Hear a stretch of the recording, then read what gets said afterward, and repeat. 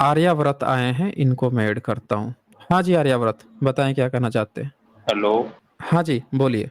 ये जो महात्मा बुद्ध का टाइम पीरियड था, इसके टाइम पर क्या दलित पिछड़े वर्ग थे या नहीं थे? अच्छा, आप आर्याव्रत लिख के आए हैं, क्या मतलब होता है आर्याव्रत का? नहीं, मैं आपसे क्या पूछ रहा हूँ? अब मैं आपसे क्या पूछ रहा हूँ, वो नहीं बोलेंगे आप, हैं? आपके हम लोग नौकर हैं, जो आप कहेंगे तो हुक्म चलाने की आदत है आपको, कि आप जो कह देंगे उसको हमको सुन के एकदम के आदर्श शूद्र बन के आपकी सेवा करनी पड़ेगी, क्योंकि आर्याव्रत ने मुँह खोल दिया है, शब्द गपोड़ दिया है, तो सामने वाला बैठा है, भैया लीजिए गुरुजी आपने जो कहा है हम कहेंगे, देंगे जवाब। हम आपसे पूछ रहे हैं कि आप जो हैं कुछ गपोड़े हैं, तो हम भी तो कुछ पूछ सकते हैं ना? आप आए हैं यहाँ पे ना, आपको भी जवाब देना पड़ेगा। तो आपको जवाब देने में कोई दिक्कत है क्या? क्यों? नहीं, इसका ठीक है, बोलिए। आप जवाब दे दीजिए। आर्यव्रत का तो मतलब ये होता है आर्यों की हुँ, भूमि, आर्यों की भूमि कहाँ पे होती है आर्यों की भूमि? जहाँ पर वो रहते हैं। कहाँ पे रहते हैं? बता दीजिए आप हमें थोड़ा-सा, हम लोग भी देखें भाई कहाँ पे आर्यों की भूमि है। हम लोग तो नहीं आप भी जानते तो ना, हम लोग आर्य ही हो। आप बता दीजिए हमें, अगर हम लोग आर्य हैं, तो हम लोग भी जो ज़रा देख लेंगे भई, कि आर्य की भूमि जो है कहाँ पे है? बताइए। आप कहाँ रह रहे हो, वहीं पर आर्य की भूमि है। अच्छा, ये आर्य की भूमि है। तो हाँ, मनुस्मृति में पढ़ा है आपने? नहीं पढ़ा। मनुस्मृति नहीं पढ़ा है, उसमें आर्यभूमि, आर्यावर्त के बारे में बड़ा डिटेल से बताया गया है। अच्छा, हुँ, ठीक है, उसको दिखाएँ तो हम? पढ़ लूँगा मैं। नहीं, नहीं, दिखा देते मत हैं दिखाओ। आपको ना, नहीं, नहीं, दिखा देते हैं आपके नहीं, आर्यावर्त, थोड़ा-सा एक बार दिखा देते हैं ना आपका आर्यावर्त। आर्यों की भूमि है ना, ज़रा दिखा देते हैं आपका आर्यावर्त कहाँ है। ये आर्यावर्त इनका ज़रा एक बार लोग देख लीजिए ना, ये आर्यावर्त हैं ये। ये देखिए, इनका आर्यावर्त देखिए। एथिस्ट लिख के आए हैं ये आर्यावर्त के, लेकिन ये एथिस्ट लिख के आए हैं। पहले इन लोगों का आप ध्यान देखिए, ये कैसे नकली एथिस्ट बन के घूमते रहते हैं। इनका आर्यावर्त देखिए, 23 नंबर एक बार पढ़ के सुनाएँगे? आपका आर्यावर्त 23 और 24 नंबर में आर्यावर्त आपका दिया हुआ है। ज़रा एक बार पढ़ के सुनाइए तो। देखिए भाग गया ये। क्या हुआ भई? हैं? पढ़िए ज़रा एक बार। हाँ, 23 नंबर ज़रा पढ़ के सुनाइए। जहाँ जहाँ पर काला मृग स्वभाव से ही कहीं अन्य से लाकर रखा या छोड़ा गया नहीं विचरण करता है, वह यज्ञ योग्य देश है। इसके अतिरिक्त मलेच्छ देश है। जो ब्राह्मण, क्षत्रिय और वैश्य चाहे इन देशों में उत्पन्न हो, चाहे अन्यत्र कहीं भी उत्पन्न हो, इन देशों का आश्रय करें, अर्थात इन देशों में निवास करें, परंतु शूद्र तो वृत्ति के लायक कहीं भी निवास करें। ठीक है, पढ़ तो दिया। बताइए। अब तो आपका जो आर्यावर्त है वो कह रहा है कि जहाँ पर काला मृग स्वभाव से ही विचरण हाँ, करता है, मतलब बाहर से कहीं नहीं लाया गया हो, वह यज्ञ देश है, उसके अतिरिक्त म्लेच्छ देश है। तो बाकी सब तो म्लेच्छ हो गए। फिर कहता है द्विज और इन देशों का आश्रय करे, ब्राह्मण क्षत्रिय वैश्य, अर्थात इन देशों में निवास करे, परंतु शूद्र वृत्ति के लिए कहीं भी निवास करे। तो ये आपका ये कौन सा आर्यावर्त है भाई, जहाँ पे काला मृग जो है चरते हैं? ये ठीक 22 है, नंबर चलो। भी पढ़ लीजिए, 22 नंबर भी पढ़ लीजिए लगे हाथ। पूर्व पश्चिम भाग से क्रमश से पूर्व समुद्र तथा पश्चिम समुद्र और उन्हीं दोनों पर्वतों के मध्य स्थित देश को पंडित लोग आर्यभट्ट देश कहते हैं। अच्छा, जहाँ पर काला मृग स्वभाव से ही कहीं अन्यत्र लाकर रखा या छोड़ गया नहीं विचरण करता है, वह यज्ञ योग्य देश है। इसके अतिरिक्त मलेच्छ देश है। ठीक है। 22 नंबर में आपने क्या पढ़ा कि पूर्व समुद्र, मतलब पूरब हाँ, वाला समुद्र, यानी कि बंगाल की खाड़ी हो गया, और पश्चिम समुद्र अरब सागर हो गया, और उन्हीं दोनों पर्वतों यानी कि हिमाचल और विंध्याचल के बीच में छोटा सा जो क्षेत्र है मध्य स्थित देश को पंडित लोग आर्यावर्त कहते हैं। तो आप आर्यावर्त तो केवल विंध्याचल और हिमाचल के बीच का जो छोटा सा क्षेत्र है वही आपका आर्यावर्त है। आप तो क्षेत्रवाद फैलाने आ गए हैं यहाँ पे। हम्म, आप कह रहे हैं नाम कि से आप जो हैं ये हैं उसी जगह पे आप लोग रहते हैं। नाम से कैसे क्षेत्रवाद फैल सकता है? आप भी क्या मजाक करते हो? काहे नहीं? अरे यहाँ लिखा हुआ है आर्यावर्त देश कहते हैं जो हिमाचल और विंध्याचल के बीच में जो छोटा सा जहाँ काला मृग चरता है स्वभाव से, वही आर्यावर्त है। उसमें भी जहाँ भाई, काला मृग चरता है और बाकी सब म्लेच्छ देश है। ये भी तो लिखा है ना नीचे आपने, कि उसके अलावा वो यज्ञ देश है, उसके अलावा म्लेच्छ देश है। तो आपके हिसाब से तो पूरा भारत जो है वो विंध्याचल हिमालय के बीच का जो छोटा सा क्षेत्र को छोड़ के बाकी तो पूरा भारत म्लेच्छ हो गया। आप तो सबको गाली दे रहे हो फिर म्लेच्छ कह के। नहीं, नहीं, मैं बताता हूँ इसमें क्या है। ये एक हल्की सी कहीं कहीं कॉन्ट्रडिक्ट है, इस पे बात नहीं कर सकते। नहीं, कैसे कॉन्ट्राडिक्ट है भाई? आपके ऋषि मुनि जो हैं यहाँ पीढ़ी दर पीढ़ी गपोड़ के लाए हैं और लिखे भी हैं। नहीं, वो बात ठीक है आपकी, बिल्कुल लिखे हैं उन्होंने, पर बाद में भी तो कोई ऐड कर सकता है ना इसको। सुनिए, देखें आर्यव्रत, ये सब कहानी यहाँ पे नहीं चलती है कि बाद में कोई लाके ऐड कर सकता है। अरे भाई, बाद में ऐड करेगा तो आपका पीढ़ी दर पीढ़ी यही लिख के 100 साल से 150 साल से यही छाप के काहे बेचेगा भाई? जब लिखने पढ़ने का 100% गारंटी जो है ब्राह्मण के हाथ में था, जब ब्राह्मण पहली बार इसको छपवाया, तो भी ब्राह्मण के, तब तो शूद्र पढ़ना लिखना भी नहीं जानते, भारत के वैश्य क्षत्रिय भी नहीं लिखते, ना उन्होंने आज तक कोई छाप के पब्लिकेशन में बेचा। तो जब सारा काम ही ब्राह्मण ने किया है, तो हम लोगों को कोई कहानी मत सुनाएं कि कोई बीच में जोड़ सकता है, तोड़ सकता है। ये सब नहीं चलता ना यहाँ पे। सीधे सीधे यहाँ से प्रमाणित होता है कि आपने ही लिखा है, आपने ही किया है ये सब। अब बताइए, आपका क्या कहना चाह रहे हैं? बोलिए। मैं ये कहना बोलिए। चाहता हूँ, यदि हम ग्रंथों को देखें तो बहुत सारे ग्रंथ हैं। यदि मैं बौद्ध की बात करूँ, बौद्ध ग्रंथ भी हैं ऐसे जिनमें बाद में कुछ मिक्स किया गया है। इसमें हम कुछ नहीं नहीं तो बोल बात, सकते, ये तो उसका आपको पता है। सबूत है ना, उसका सबूत है ना। बुद्धिज्म का तो ए टू जेड सबूत है कि बुद्धिज्म जो है भारत में बुद्ध धर्म था ही नहीं। उनके ग्रंथ तो अंग्रेजों के समय में तिब्बत और कहीं और से लाए गए हैं। ये तो सारे सबूत हैं। तो इससे तो जो अंग्रेज के समय में दूसरे जगह से लाया गया तो वो तो ऐसे ही डिस्टोर्टेड माना जाएगा, उसमें से खोजना पड़ेगा। लेकिन आप लोगों का क्या गपोड़ है कि पीढ़ी दर पीढ़ी ढो के लाए हो? ये आप लोगों का गपोड़ है ना। ये तो आप लोग नहीं, अंग्रेजों के समय में छाप के बेच रहे थे कि हम पीढ़ी दर पीढ़ी ढो के लाए हैं, इसमें कोई गलती नहीं है। नहीं, गलती तो बाद में उसमें ऐड किया है ना, गलत चीजें अच्छा, ऐड की हैं उसमें। नहीं, कौन ऐड बात किया है? कौन ऐड किया है? कॉन्ट्रडिक्शन भी तो अच्छा, हो रहा कौन ऐड किया है? कौन ऐड किया है? है। ये ऐड किया हम्म है जो कोई क्रूर रहा है, क्रूर। क्या कहा आपने? ये कोई ऐसा व्यक्ति था जो मतलब शायद कोई, मतलब जो बाद में इतना उसको ज्ञान नहीं था, इतना वो अच्छा, नहीं ठीक जानता है, था चीजों बहुत के बढ़िया। बारे में। चलिए, बहुत बहुत बढ़िया, ऐड कर दिया। अब हम आपको ना एक केस कोर्ट कचहरी का ना एकदम सही सबूत दिखाते हैं। अभी पता चल जाएगा किसी ने ऐड किया है या यही चीज आप लोग करते थे। अभी पता चल जाएगा ए टू जेड। अभी तक आप लोग जो है, ये किताब मैंने खोल दी है और ये किताब को कोई चैलेंज नहीं कर सकता, क्योंकि ये जो है कोर्ट में जीती गई है। ये देखें, the university of Chicago library, ये वहाँ की लाइब्रेरी से ये आई है।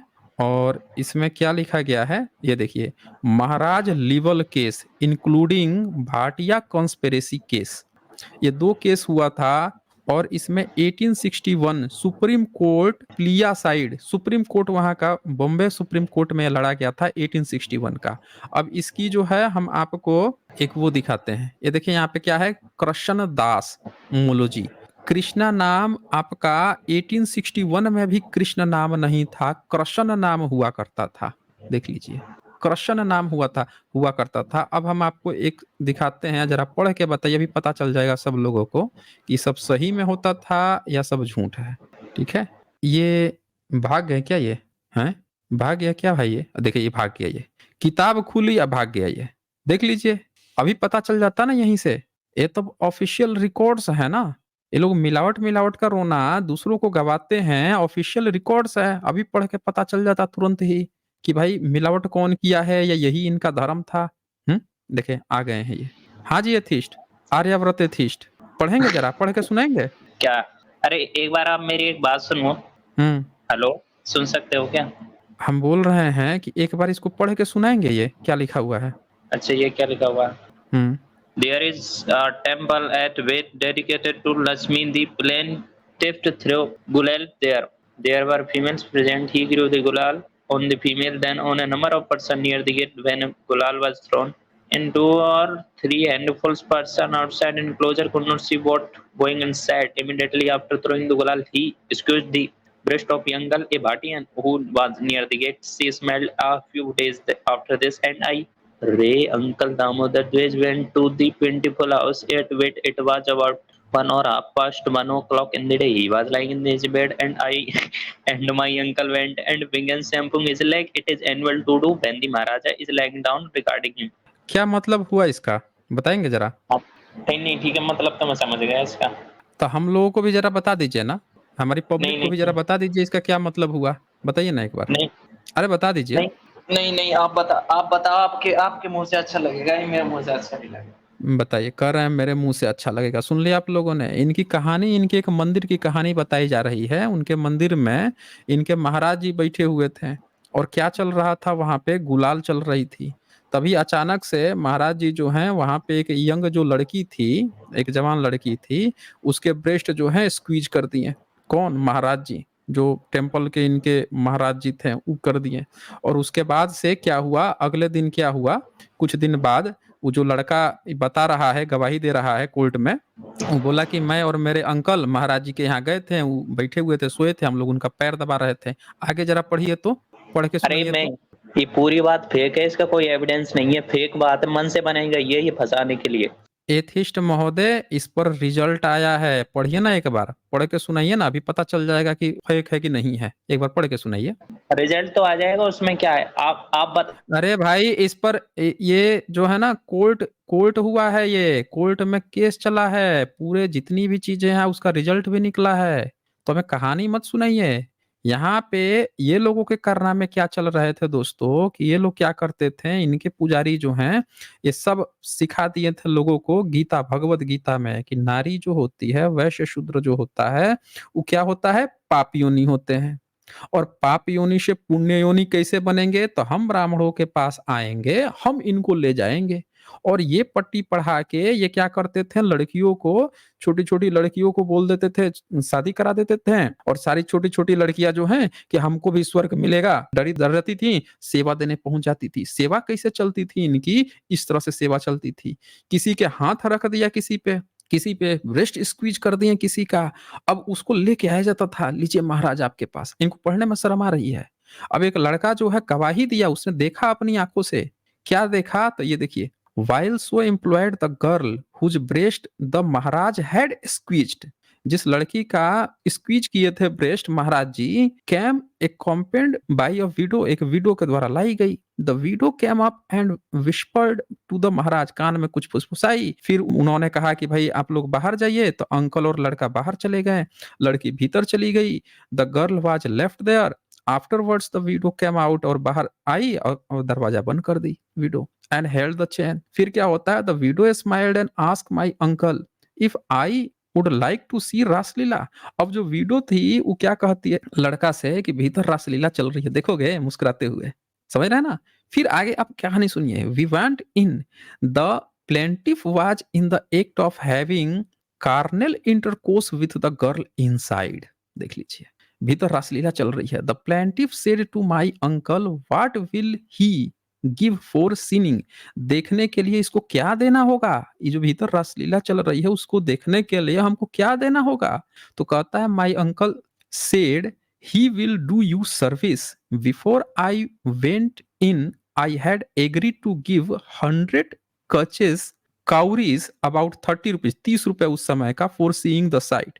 भीतर क्या चल रहा है उसको देखने के लिए 30 रुपया, उस समय के समय समझ सकते हैं कितना बड़ा होता था। आई मेड माई रिस्पेक्ट्स, दर्शन, समझ ना, एंड कम आउट। उन्होंने क्या किया, दर्शन किया, कम आउट, चला आया। आई वॉज देन अबाउट 18 और 19 ईयर्स ऑफ एज, 18 से 19 साल का था।